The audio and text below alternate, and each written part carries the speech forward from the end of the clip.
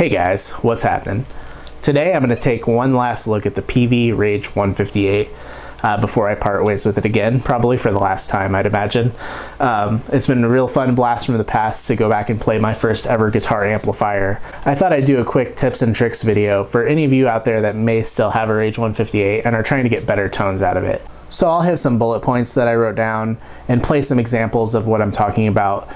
All the audio you hear will be unprocessed, no EQ or anything like that on there. And also I set the microphone up to best capture what I'm hearing in the room when I'm sitting directly in front of the speaker. Rule number 1, tame the treble. I think that's the most important tip I can give you when using this amplifier. The thing is inherently very bright. I would use treble sparingly. In my tests, I like to keep it around 5 or 6 max, but usually below that. But of course, use your ears and do whatever is best for your part, your song, your playing. But for me, anything above 5 was generally a no-go. I'll demonstrate a higher treble setting versus lower treble setting on both channels.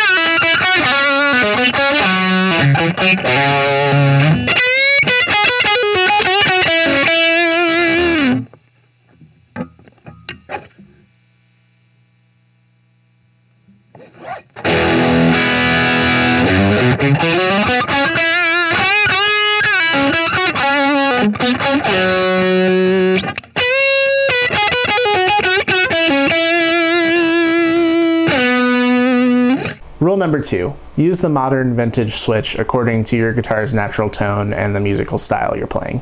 For guitars that have a darker or warmer sound, the modern mode on these amps can feel a little boxy or stuffy.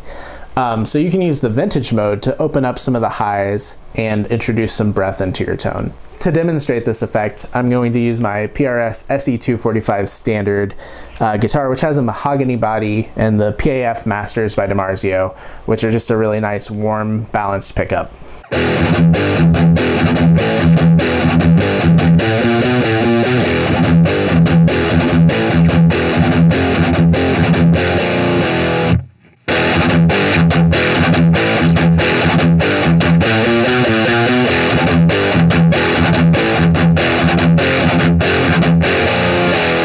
For guitars that have a brighter sound, however, you may find that the vintage mode introduces too much brightness and not enough low-end punch. You can flip back to the modern mode to get a more balanced EQ and a fuller sound.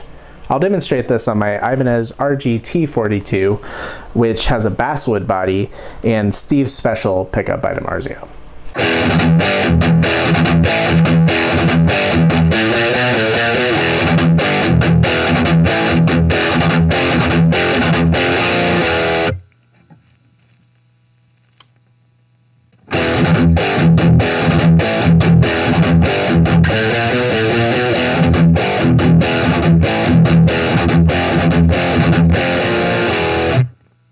Rule number 3, do not use distortion pedals on the clean channel.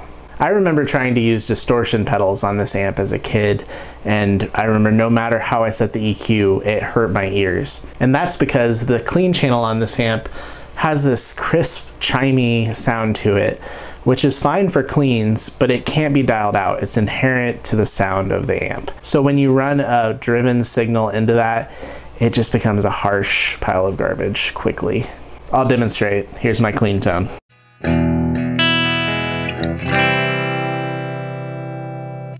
And here's the Boss Metal Zone.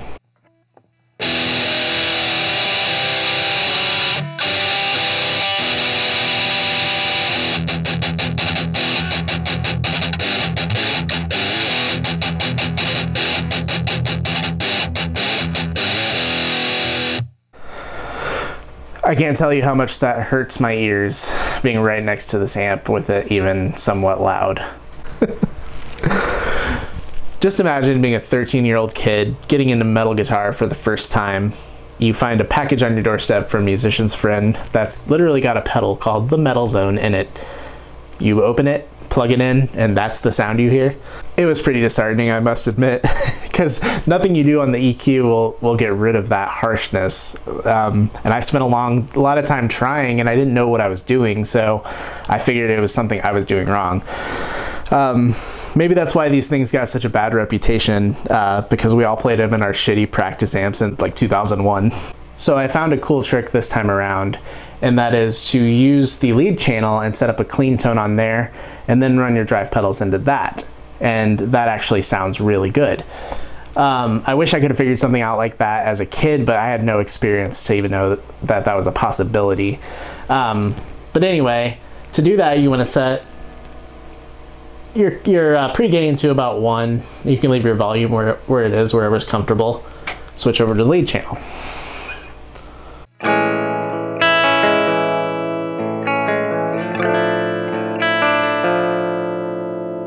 You'll notice that this clean sound is a lot more warm and balanced sounding and lacks that chimey, harsh top end of the actual clean channel. And it actually takes pedals in a way that I would expect an amp to take a pedal.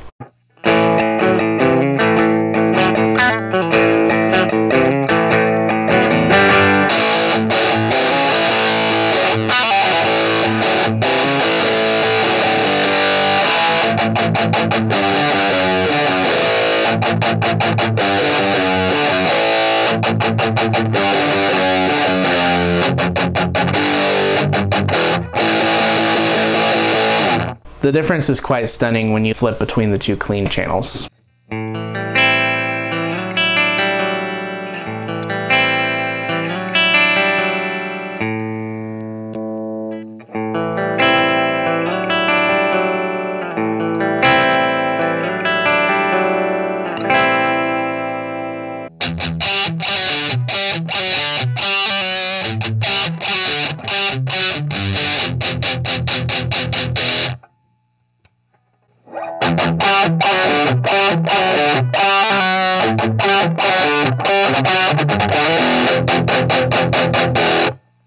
So that about does it for my reasonable tips and tricks to get around some of the limitations of this amp. But I've got an unreasonable one as well, and that would be an upgrade. So I strongly suspect that the 8-inch Blue Marvel speaker has a lot to do with the harshness of the tone. So I think if you upgraded the 8-inch speaker that's in there, or hooked it up to say a 2x12 cabinet, which I happen to have right here, I think that we're gonna hear some pretty cool sounds. So as an experiment, let's try it. I'm gonna hook this thing up to my 2x12 cab that's got a vintage 30. I'm gonna mic up the vintage 30, and we'll see just how hard this thing can rock.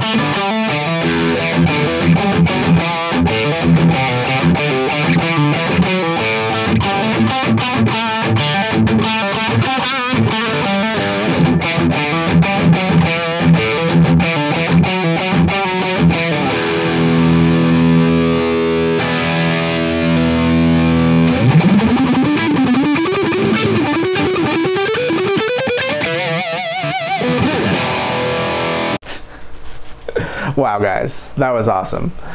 I hope the microphone is doing justice to what I'm hearing in the room, because it sounds absolutely huge through the 2x12. I'm almost sad to be getting rid of it, but I have the Mesa amps and this obviously can't compete with that. So anyway, I hope you got some utility out of this video. I hope that the tips and tricks helped you, or you at least found them interesting. This is a new style of content for me, so any feedback is greatly appreciated. And if you have any ideas, other things you'd like to see on this channel, please let me know, because I want to keep growing with you. So thank you. See you guys later.